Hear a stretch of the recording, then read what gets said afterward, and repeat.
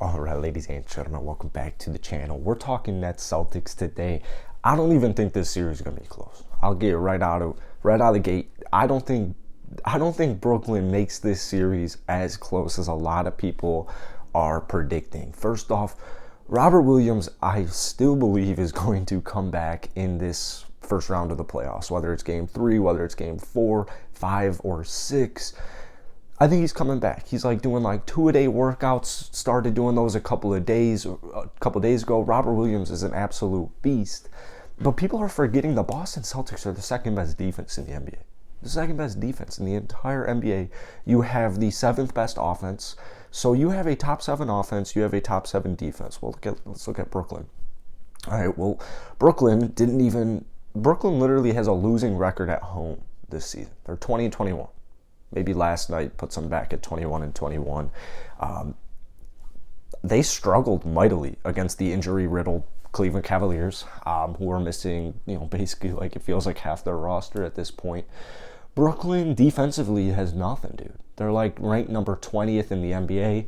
The Drummond addition I think was a huge move, and the Ben Simmons moves. Like as long as the far-term outlook goes for Brooklyn, I think they're going to be fine. They're going to be more than fine. Ben Simmons is a hell of a basketball player. A lot of people are still telling me Ben Simmons is playing. I don't see a world where a dude who misses an entire NBA season, there at no point in the entire season was there a timetable, all of a sudden gets it going in the first round of the playoffs. I personally don't think that's going to happen. But with or without Ben Simmons, man, Boston's going to rail him. I got Boston in 5. I got Boston in 5 here. Now, obviously, Robert Williams is a big piece to him. They're definitely losing a lot of defense. You're losing a little bit of offense as well, about like a 10-10 pretty much player. Robert Williams, more so it's defensively where you're kind of giving it up. The reason I'm not too worried about Boston is kind of what we saw last night against Cleveland. They only have Kevin Durant and Kyrie Irving. Like, Kyrie didn't miss a single shot for 3 quarters. Until the 4th quarter, Kyrie Irving was 12 of 12. Now, personally, I don't think KD really... I feel like KD kind of like didn't go... I don't want to say like didn't go 100%, but I kind of feel like KD almost was like pretty chill for the game as far as offensive shooting goes. It feels like he never really was like, all right, F this, give me the basketball until maybe in the beginning of the game and at the end of the game. The thing is, when you get to the playoffs, man, defense wins championships. And so I'm not worried about, first off, Robert Williams' injury, it's unideal. It's a big man injury. So you still have Horford, you still have Daniel Tice. Neither of those guys probably are going to be guarding Kevin Durant. So Kyrie Irving, Kevin Durant, you just kind of got to neutralize them as good as you can. And the reason I say it like that is in a 7-game series, I just don't think they're going to be able to put up enough offensive firepower every single game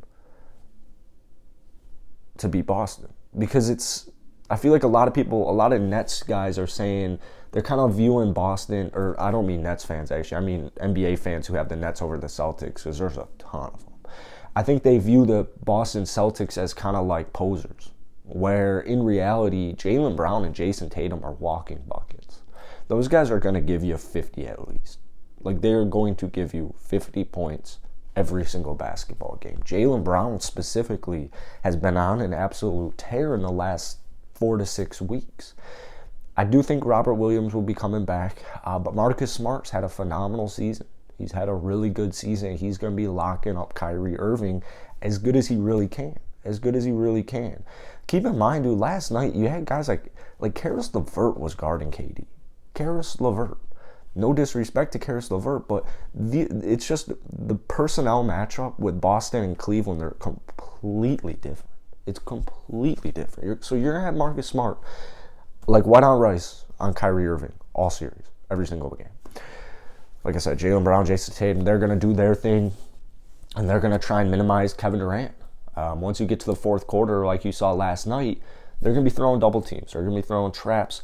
It's going to be interesting to see how Boston defends Brooklyn. It's going to be interesting to see how Brooklyn defends Boston. I would imagine they probably, if I'm Brooklyn, I would want to steer a lot in Andre Drummond's look. Like, he played really good last night. He was a good post presence. Darius Garland usually is like clockwork as far as like even just not simple layups, contested layups. I feel like Andre Drummond, Nicholas Claxton, they were doing a really good job last night defensively of, making it not easy for DG.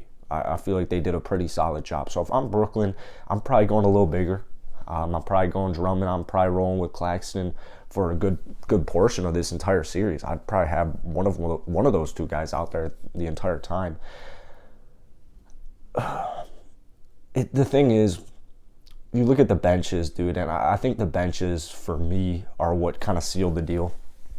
Brooklyn doesn't have a bench. There just really isn't anything there.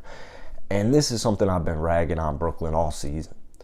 If they didn't get Seth, if they didn't get Drummond, they would have been screwed.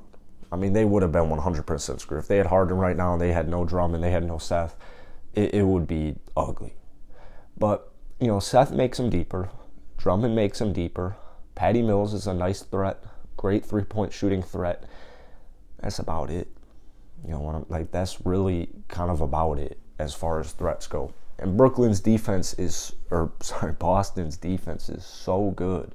Their team defense is so good that I just don't think they're going to have that many issues with the Brooklyn Nets. And so I look at the Boston bench. I see Peyton Pritchard.